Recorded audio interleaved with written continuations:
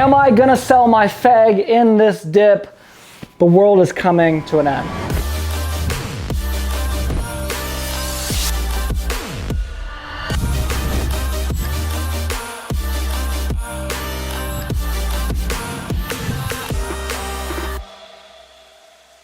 Hey guys, welcome back to the channel, and if you're new here, welcome. My name is Spencer, and in today's video, I'm gonna be talking about, am I selling my FEG? You know, some of you guys know, I'm one of the biggest holders of FEG. I own over 100 trillion FEG. On the Ethereum side, thought I'd make a video talking about what I'm gonna be doing. You know, we've been in a pretty long dip now for the last few weeks. A long dip. I mean, it went from like, my initial investment of 3,000 went to 4 million, and now it's only 1 million. Oh, boo-hoo, right? But regardless, and the dip's only been for 2 weeks, but regardless, I'm gonna talk about what I'm gonna do. I think you can kind of already tell my sarcasm there, what I'm gonna be doing, as well as give you guys some updates. You know, I am a part of the FEG marketing team. Now, I will admit to you, I'm not a very active member.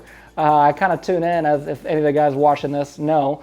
I think I check the chat like twice a week. I'm just busy doing my thing, but I'm there when they need me, and if they ever need help, they know they can reach out and ask. I went in there and I said, hey guys, what should I update FEG, the community on? And that's the other thing I'm gonna talk about. So with that being said, let's jump right into, am I panic selling? Am I buying more? Am I not doing anything? What am I doing? Well, the answer to that question is absolutely nothing. I'm doing absolutely nothing. I did take some profits, I'm not gonna lie, you know, towards the peak, but I still hold about 90% of my initial investment, maybe 85% of my initial investment. I still hold, I'm gonna continue to do so. You know, I'll be frank with you, I've been through what we're going through right now many times. Not because I've been creating crypto forever, but because I've been in FEG since pretty much the beginning of FEG. I mean, maybe a couple weeks in, but relatively speaking, the beginning.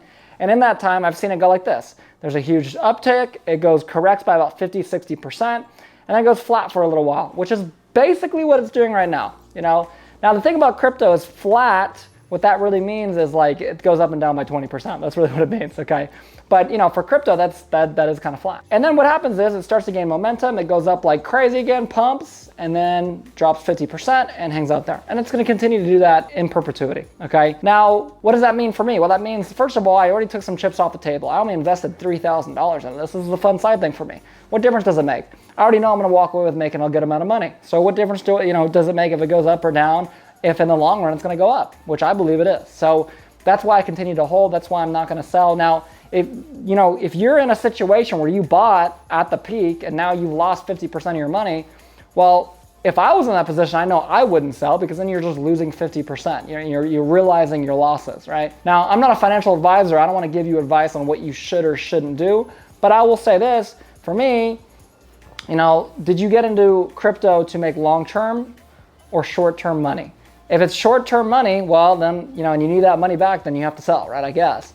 But if it's long-term, then, you know, what's the point of selling, okay? Really, there is no point, in my opinion, if you're down 30, 40%, unless you're trying to protect against further losses. But at this point, I don't think it's gonna continue to go down. I could be completely wrong. What the hell do I know? I'm a drunk baboon in my kitchen, okay? Don't listen to me, okay? Now, some of the updates that the FEG guys, and I'm gonna read this verbatim from them, that they said, and I think these are great, is 3 major things we'll be releasing here on FEG Exchange, basically before the end of June, okay? The first is what's called auto pairs. Now, they say auto pairs will be on the exchange, and staking will go through the roof with crazy volume on all traffic through FEGX, okay? Now, if you're not well read on auto pairs and what that does, well, you should do a little research into it. It is absolutely amazing. In fact, I would really go to FEGtoken.com. They have a light paper there that talks about all the future features of FEG Exchange, and you know, that is going to be one of them. It's very interesting. The next thing that it talks about is a smart DeFi will, okay? And this is going to arrive in June as well. And basically, this is, you know, anti-rug, right?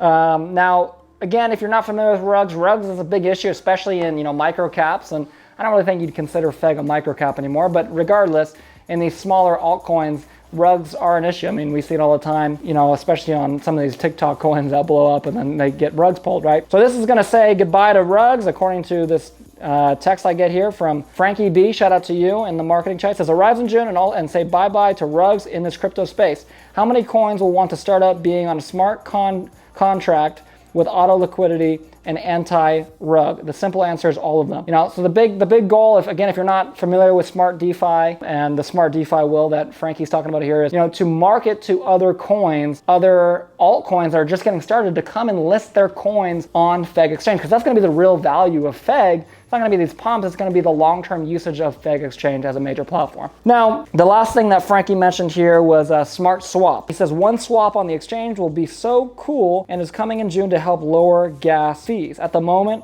we're looking at a reduction in the region of 35% on current fees. To how many investors willing to dine on cheaper gas? The simple answer is all of them. You know, I will say this, it's funny, I got a lot of my buddies and introduced them to FEG, and literally my main producer and executive director who's standing behind the camera right now, Cameron, he's nodding his head and he's saying, yeah, I introduced him. And one of the things that all of my friends have said is that the gas fees are utterly ridiculous.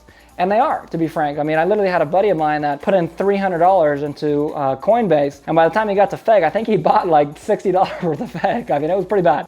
Any platform that can, dramatically decrease gas fees is going to be successful. It's going to, have a lot of value. So when that gets implemented, it should increase the value of FEG. And one thing that I preach that I think is very important to understand, and this is something that Jeff Bezos talks about. If you don't know who Jeff Bezos is, he's the founder of Amazon, was the CEO, he just stepped down a few months ago, but started this company, one of the biggest companies in the world. And in the late 1990s, within a few years, he went from being a nobody to a multi-billionaire. He told all of his employees right in the middle of the dot-com boom, he said, listen, don't look at the stock price, because a lot of the employees, early employees, they get stock options. I was like, don't look at the stock price, okay?